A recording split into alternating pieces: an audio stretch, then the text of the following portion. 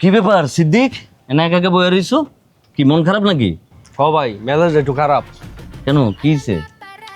কি কমু ভাই, ইন্টারনাল বিষয়। তোমার আর ইন্টারনাল ম্যাটার? তোমার ইন্টারনাল ম্যাটার মানে তো ওই মালতী খেলা। কি রিলেশনে কোনো ঝামেলা টামেলা হয়েছে নাকি? হ ভাই, এটা ভালোই ফাঁকড়া হয়েছে, বিরাট একটা ঝামেলা হয়ে গেছে ভাই। কি হয়েছে বলো তো? ভাই আপনার কাছে তো সবই কোয়া যায় ভাই, আপনি তো বলতে গেলে ক্লোজই হয়ে গেছেন এখন। হুম। বিষয়টা হচ্ছে ভাই, আমি কেমনে মানি ভাই, আমি কেমনে মানি, মানে আমার মালতী, আমার গার্লফ্রেন্ড, হ্যাঁ ইংলিশ সিনেমা দেখে।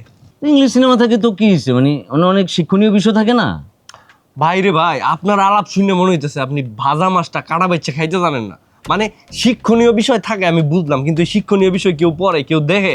ওইসব টাইনে টাইনে যে পাকু পাকু যে দৃশ্য আছে এগুলাই তো দেখে। তোমার কথা ঠিক আছে যে টাইনা টাইনে পাকু পাকু জিনিসটাই দেখে, তারপরেও তো মনে করো যে কি একটা ব্যাপার তো থাকে। এটা তো এরকম মানে সমস্যার কিছু না।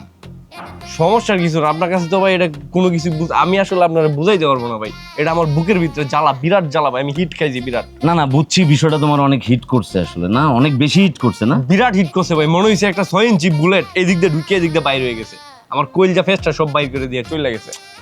না তুমি বুঝছি বিষয়টাতে বিরাট হিট খাইছো,